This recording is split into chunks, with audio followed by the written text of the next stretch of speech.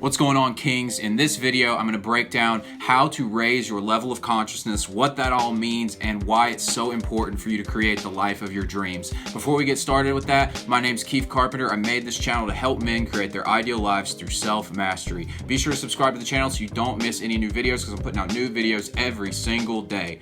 So what is it to raise your level of consciousness? Well, I'm going to put a chart right here that's going to explain the levels of consciousness. And what you're going to see first of all is that it starts at 20 with shame. All right, shame is the lowest emotion that you can have. And what this chart is based on is a logarithmic scale of power that comes from the different thoughts that you experience and different emotions you experience. I got this from the book Power versus Force. This has been a well-known book for several decades now.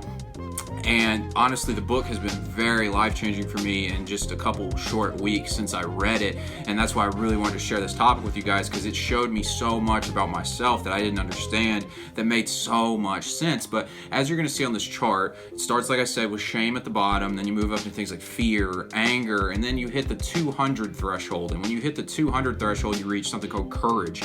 And at this point, Dr. David Hawkins, who wrote the book, explains how your consciousness level begins to bring more positivity into your life, whereas below 200 you're living in a state of negativity and you are repelling what you want, and you're usually causing more harm than good in your life. It was so cool for me to realize this, because I had generally lived, I think, in a state of neutrality, perhaps willingness at certain times in my life, which you'll see is there at 250 and 310 on the scale. So I was generally in the positive range for most of my life. But about a year ago, I went through a horrible tailspin in my life, and I crashed myself down into the shame area. And through gradual processes, I've risen back up, and I've kind of been unaware that I was doing it and how I was going about it. I started practicing things like meditation, though, on a daily basis, doing a lot of more self-care practices that have been very instrumental in helping me change the way I see the world.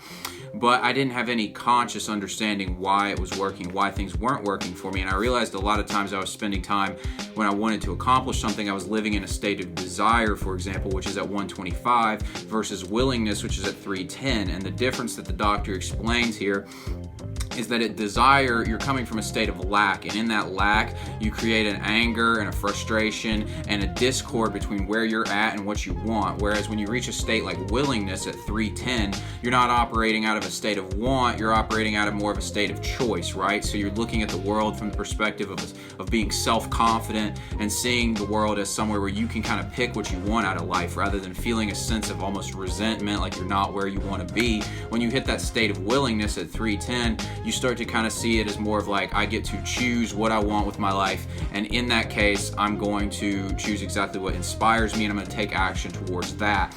And I realized this because I started reaching these states recently and noticed how things were just much easier to me, right? Things were coming more effortlessly. It didn't seem like I was running into problems all the time. And he explains why this works is the higher you go up the consciousness scale, all the way up to 1,000 where enlightenment is, your attractor field increases. And the attractor field is a scientifically proven phenomenon that is explained in the book Power versus Force, where your thoughts emit a specific amount of power depending on their calibration on this consciousness scale, to the point that one person who reaches over 700 on the calibration on the consciousness scale is enough to counterbalance 70 million people below the 200 threshold. So you're obviously more and more powerful as a being the higher you raise up this scale. And I just, like I said, I really noticed how things were much easier and more effortless, and I just was much happier with life. And it's as if the lens I was seeing the world through was completely different.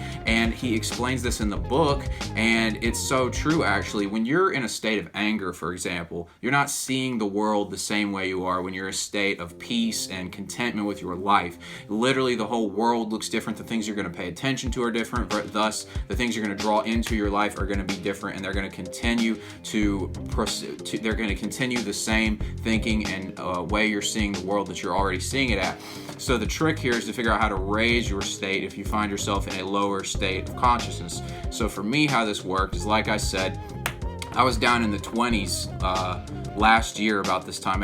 You can actually check this, and in a video in a couple days I'm going to explain how you can check all of this stuff, because it's really fascinating.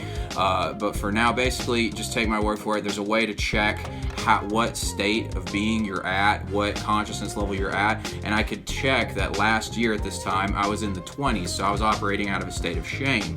And then gradually over time I started to rise. As I said, I meditated, I started to consciously focus on the thoughts I was creating and the actions I was taking in the world. And as a result, at this point, after I read the book, it was so fascinating to realize, like, wow, like I actually am seeing the world completely differently than I was then. Like, it's just not, and it's like a deep level that you're actually seeing it differently on, right? Like, the world looks like a place of opportunity rather than a place of stress and pain and agony the higher you move up the scale. So one of the things to do to learn how to move up the scale is to determine what level you are through self-awareness, which is you need to ask yourself how you feel most of the time. So you're going to see on this chart as well that there's also a life view and the emotion that you're typically living out of. So the best way for you to, first of all, you need to figure out where you're at, and you need to be honest with yourself. So if you're living out of anger and that's the way you're seeing the world, well, you need to be honest about that so you can transcend that. And that brings us to how you transcend the levels. And one of the biggest things that when it comes to transcending these levels is understanding that you have to surrender that which that level you're at is benefiting you. So for example, with me, I found that sometimes when I was living in a state of like apathy, for example, which is marked at 50 on the chart, anger is actually a high for somebody who's living in apathy, because when you're in apathy, you feel basically pessimistic about the whole world. You don't want to take any action, whereas at anger, your action is inspired, like you're taking action. It's not necessarily always constructive, and you're kind of going up against the world rather than working with the world, but at least you're doing something. So when you're in that state of anger, it's a high for a lot of people who kind of have given up on life. And for me, I started to feel like my anger was a strength, and the anger and the hatred and the drive was a strength. The desire, I'm going to prove all these people wrong, I'm going to do all these things.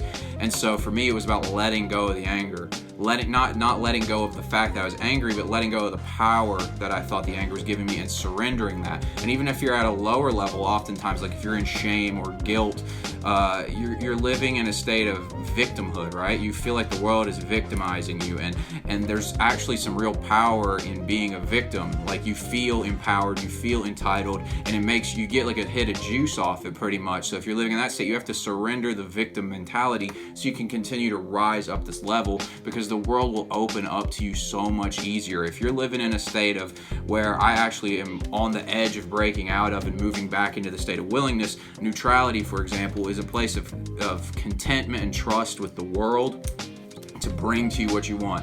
So I was in a state more where I was thinking about what I wanted, and I wasn't really that inspired to take a ton of action, which was kind of bothering me because usually I'm very action oriented, but things were just working out for me, I noticed. And now as I move more into the willingness area, I'm realizing that I'm more inspired to take more action and more like perfection oriented action, where I want to do my absolute best on things and I want to actually have an impact in other people's lives as well as my own.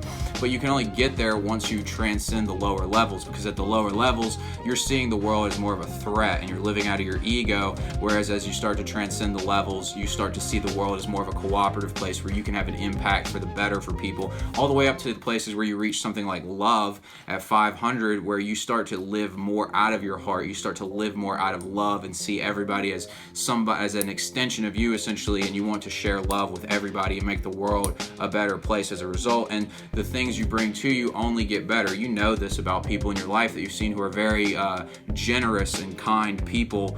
Oftentimes things just come back to them in droves and you don't understand it, but just things always work out for those kinds of people. Whereas the opportunist who's trying to get one over, who sees the world as a place where for him to get what he wants, he has to take it from someone else, those kinds of people usually struggle to survive. Whereas if you see the world as a win-win situation, oftentimes those people do well.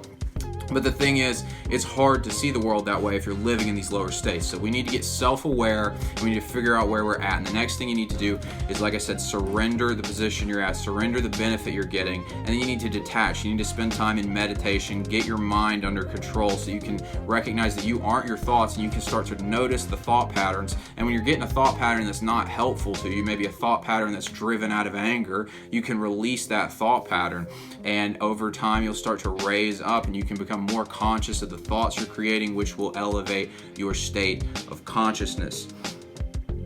Honestly, the doctor said in the book, he said on average, people only raise their consciousness about 5 points in their lifetime. And he said this is just because they don't know what they're doing, right? But once you start to learn this process, it's actually pretty doable. He even said reaching 540, which is the state of joy, which is pure love, unconditional love. He said that's a state that is very easily attainable by everybody, and in that state, you live in a state of ecstasy where life just feels amazing to you. And I actually, as reading this book, I've done psychedelics a decent amount in my life, and I realized what he was talking about with these higher states of consciousness is what you experience on a lot of psychedelic drugs, where you just feel this oneness with everything, where you understand you can kind of see the radiance and the beauty in everything, and you get more of a deeper understanding of life itself. And the way he was explaining this made me realize this is basically what psychedelics are doing to you. They're raising your consciousness up for a little while so you can reach these higher states of being.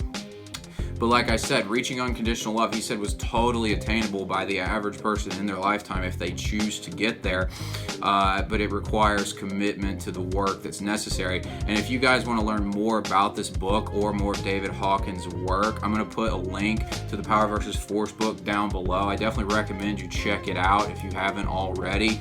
But he can really get you into crazy good detail about this. I'm going to be going over, like I said, in a later video, how you can test where you're at, and also a technique where you can release the negative emotions that aren't helping you in your life right now. So it's a very easy, awesome technique I learned how to do. It literally will take 5 seconds and it'll be gone forever. It's incredible. I'm going to be sharing that later in the week in another video. I'm looking forward to doing that.